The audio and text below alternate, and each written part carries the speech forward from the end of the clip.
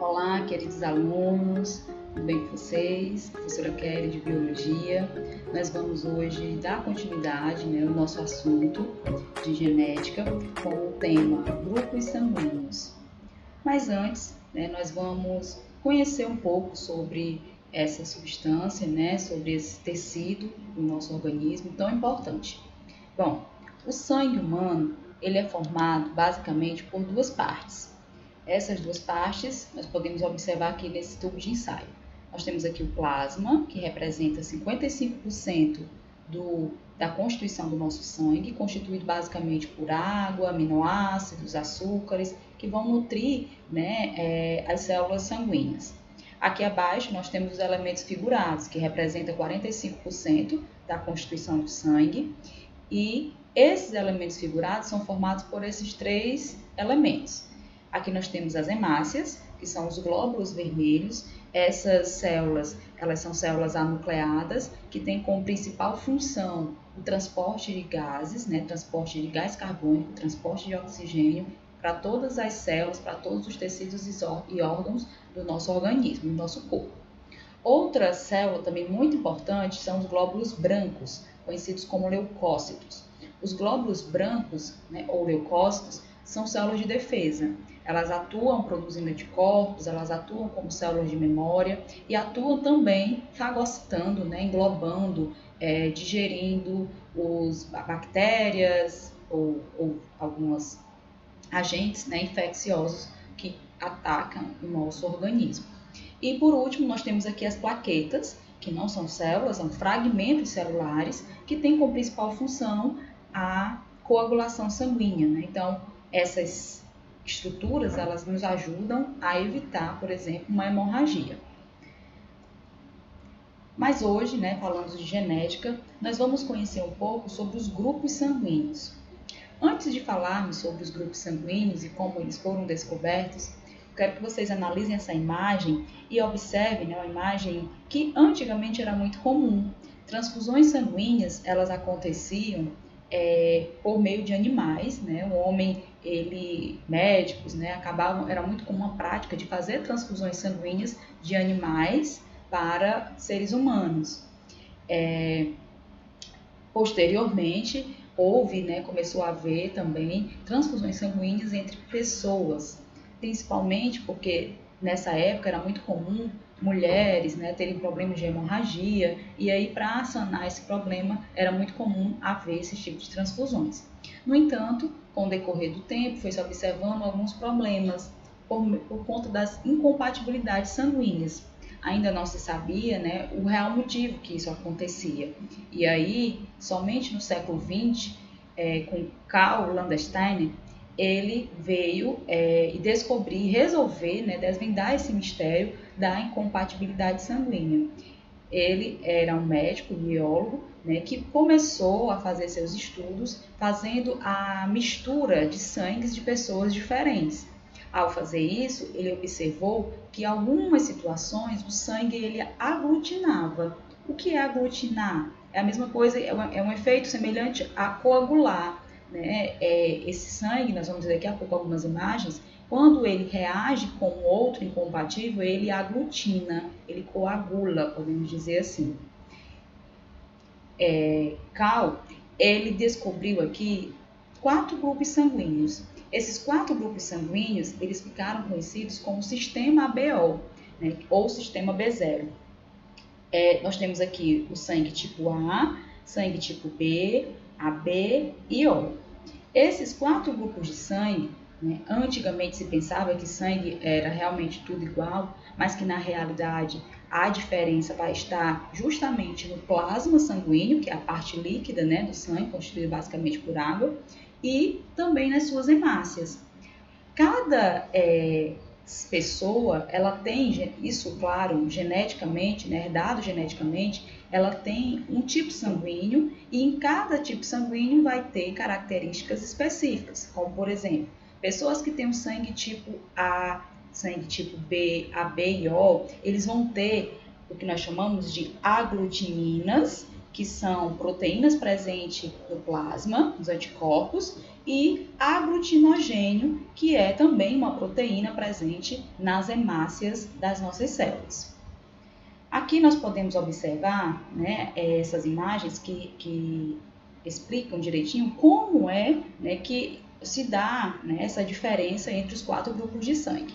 Vamos aqui ao primeiro caso. Nós temos aqui uma membrana, né, a membrana de uma hemácia, e essas estruturas verdes representam os aglutinogênios, que nesse caso eu tenho aqui aglutinogênio do tipo A.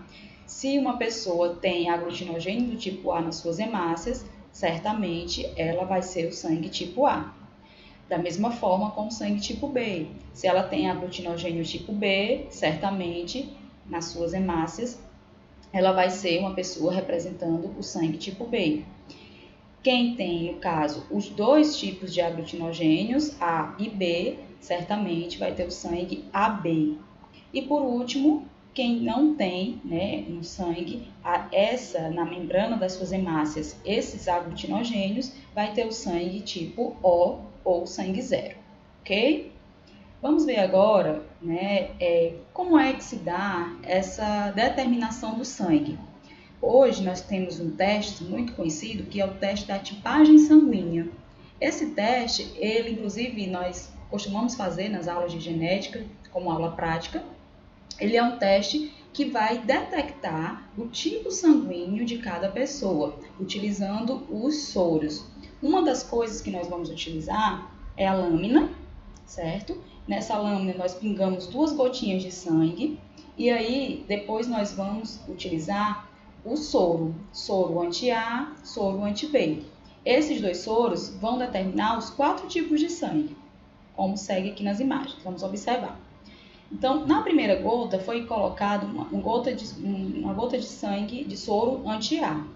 Quando esse sangue ele recebe o soro anti-A e ele aglutina, isso quer dizer o quê? Quer dizer que essa pessoa tem, né, um aglutinogênio do sangue tipo A, e isso certamente vai dizer que se ela não aglutinar no sangue tipo B, certamente essa pessoa é o sangue tipo A. Da mesma forma, vamos aqui ao segundo exemplo. Se foi adicionado soro anti-A e o soro anti-B e a aglutinação ocorrer só no soro anti-B, certamente essa pessoa é sangue tipo B. Caso essa aglutinação ocorra tanto no anti-A quanto no anti-B, essa pessoa ela será sangue tipo AB. E por último, se esse sangue não aglutinar em nenhuma dos soros anti-A e anti-B, certamente essa pessoa é sangue tipo O. Então, dessa forma, por esse teste bem simples, é possível, né, se saber os tipos sanguíneos. Mas por que isso ocorre? O que é que tem a ver esse soro anti-A? O que é que isso realmente significa? Aqui nessa tabela, pessoal, nós temos toda a representação do que é realmente, né, que características vão diferir um sangue do tipo A, do tipo B ou AB. Vamos observar. Aqui nessa primeira coluna nós temos o grupo sanguíneo, tipos de sangue tipo A, B, AB e O. Nessas 2 colunas nós temos aqui os aglutinogênios, aquela proteína que está presente nas hemácias. Então, como eu já falei, pessoas que têm o aglutinogênio tipo A vai ser sangue tipo A. Se tem o aglutinogênio tipo B, sangue tipo B. Se tem os 2, AB, nenhum, tipo O. Então, aqui vai determinar o tipo sanguíneo de acordo com a proteína presente na membrana das hemácias. Já nessa segunda aqui, nós temos as aglutininas. Aglutinina são anticorpos presentes no plasma sanguíneo. Como é que funciona? Se uma pessoa tem o sangue tipo A, ela tem o antígeno tipo A. Ela precisa se defender, a gente usa essa expressão, do sangue tipo B. Então, ela tem o aglutinogênio ou antígeno tipo A e ela vai se defender do B. Então, ela não tem o anti-A, ela vai ter o anti-B. Então, pessoas do sangue tipo A não podem receber sangue tipo B, porque como ela tem o anticorpo anti-B, se ocorrer a mistura de um sangue tipo A com o sangue tipo B, vai ocorrer aquele fenômeno que é a aglutinação. Da mesma forma, nós temos aqui com o sangue tipo B, Quem tem sangue tipo B tem o antígeno tipo B e se defende do A. Então, vai ter o anticorpo anti-A. Logo, pessoas do sangue tipo A jamais podem receber sangue de B ou de AB, porque ela tem o anti-B. O anti-A, no caso. Pessoas do sangue tipo AB têm os dois aglutinogênios, ou seja, tem os dois antígenos. Logo, ela não se defende de ninguém. Então, observando aqui, tanto aqui no anticorpo A como no anticorpo B, a proteína é ausente. No sangue tipo O, nós temos aqui a ausência, né, dos antígenos. Lembram lá, a membrana da hemácia ela era lisa, sem nenhuma proteína. Então, essa pessoa ela vai precisar se defender dos dois. Então, ela vai ter o anticorpo A e vai ter o anticorpo anti-B. E aí, nesse caso, o sangue tipo O ele só pode receber de outro tipo O. Nós vamos ver isso nos próximos slides. Transfusões sanguíneas, né? Como vimos no início da aula, a descoberta dos grupos sanguíneos teve uma grande importância médica, né? Pois permitiu a transfusão de sangue entre pessoas de grupos compatíveis. Professora, e o que acontece se caso uma pessoa receba um sangue que seja incompatível ao seu? Por exemplo, eu sou sangue tipo A e recebo uma bolsa de sangue tipo B. O que pode acontecer? Normalmente, em poucas quantidades, o que pode acontecer inicialmente é febre, coceira na pele, pode acontecer também taquicardia. E em casos maiores, em quantidades maiores de sangue circulando pelo corpo, pode acontecer problemas de deficiência renal, né, insuficiência renal. Por quê? Porque quando ocorre a mistura de sangues incompatíveis, vai acontecer a aglutinação. É um tipo de sangue destruindo as hemácias do outro. E isso vai gerar reações de febre, de coceira, né, e todas aquelas questões que eu citei anteriormente.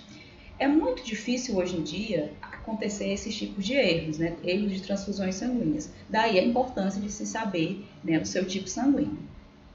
Aqui nós temos um esquema que vai mostrar quem pode doar para quem. Então, observem aqui. Nesse primeiro aqui, eu tenho sangue tipo A, duas pessoas com sangue tipo A que pode doar uma para outra, são sangues compatíveis. Da mesma forma, nós temos aqui duas pessoas tipo B que também podem doar sangue uma para outra. Pessoas tipo A B, no caso, elas também doam uma para outra. Então, todos os tipos A, B e O doam uns para os outros porque existe essa compatibilidade. Então, o O também da mesma forma. Pessoas do tipo A, elas além de doar uma para outra, elas também podem doar para quem é AB. Da mesma forma, quem tem sangue B também pode doar para AB. E nós temos aqui o sangue tipo O, que doa para A e também doa para B e para AB. Concluindo, observem, pessoas que têm um sangue tipo O, elas doam para todos os tipos sanguíneos, para eles mesmos e para todos os outros. Logo, o sangue tipo O, ele é o doador universal.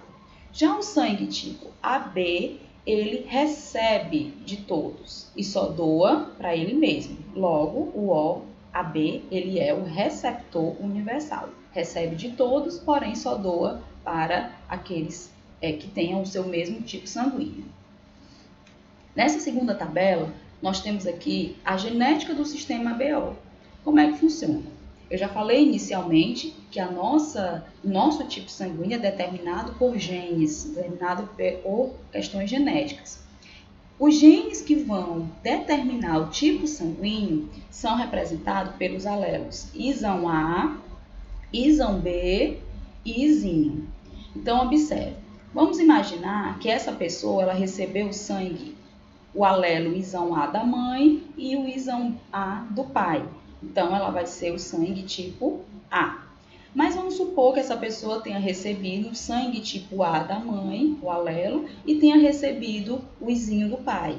Ela também vai ser sangue tipo A. Por quê? Porque se você observar, ISAM A, ISAM B são dominantes, alelos dominantes, enquanto que o izinho é o alelo recessivo. Aí observem aqui, da mesma forma vai acontecer com o B. Isão B e Isão B, isinho. Pessoas do sangue tipo AB, Isão A, Isão B. Isso aqui é um exemplo de codominância. Na aula passada, nós estudamos codominância, alelos letais, alelos múltiplos. O que seria a codominância? É a manifestação, né, dos dois fenótipos ao mesmo tempo. Então, essa pessoa recebeu o isão A da mãe e o isão B do pai. Qual é o sangue? O sangue vai ser AB, porque nem o isão A domina o isão B, nem o isão B domina o isão A. Eles são codominantes. E isso vai mostrar, né, um exemplo, como a gente viu também, do gado malhado, né, nas aulas passadas. E o sangue tipo O, ele é o recessivo, ele só se manifesta se vier isinho, isinho. E aqui o que nós já falamos anteriormente, que é a presença dos antígenos, aglutinogênios na membrana, e o tipo de aglutinina que esses sangues vão ter. Além do sistema BO, Karl Landsteiner, ele também conheceu, também descobriu o sistema RH. O sistema RH é aquela expressão que nós costumeiramente dizemos: meu sangue é A positivo, O negativo, né? Esse positivo e negativo é, na realidade, um tipo de proteína que também é encontrada no sangue. A primeira vez que ela foi descoberta foi no sangue de uma macaca, Macaca rhesus, daí a sigla RH, né? Vem do nome científico dessa macaca. E esse sistema, na realidade, foi descoberto pelo seguinte exemplo. Pessoas que têm essa proteína no sangue, ela vai ter o RH positivo, como podemos observar aqui. Pessoas que não têm essa proteína, ela vai ter o RH negativo. E com isso, nós temos uma determinação genética. Os alelos, Rzão, Rzão, Rzão, Rzinho, vai ser o sangue tipo RH positivo. Logo, o RH positivo é um alelo dominante. Já o RH negativo é determinado por alelos recessivos. Então, uma pessoa que seja, por exemplo, O negativo, ela vai ser Izinho, Izinho, Rzinho, Rzinho, tendo como alelos genéticos. Mas isso nós faremos atividades, né, sobre essas questões. A forma de se descobrir o RH de uma pessoa segue o mesmo procedimento do sistema BO. Pinga-se uma gota de sangue numa lâmina, coloca-se uma gota de soro anti-RH.